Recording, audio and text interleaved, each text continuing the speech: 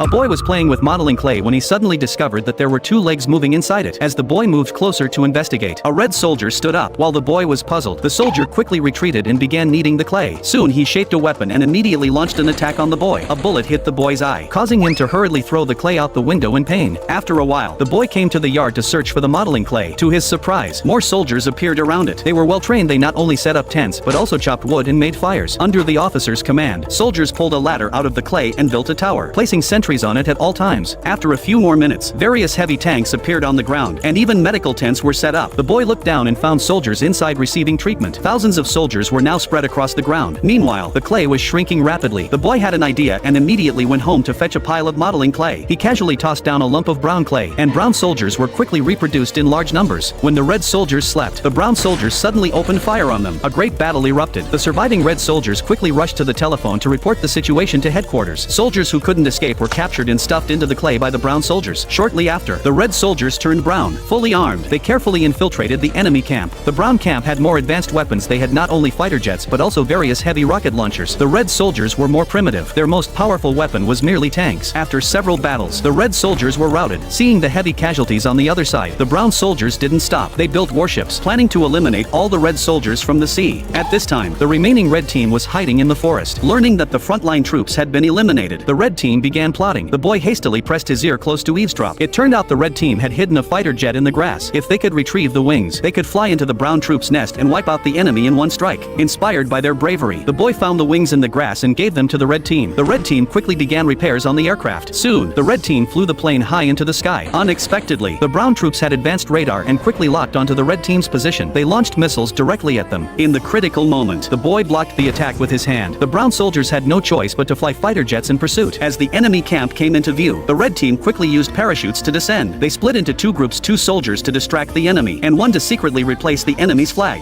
Just as victory seemed assured, heavy rain suddenly fell from the sky. Moments later, all the soldiers melted into mud.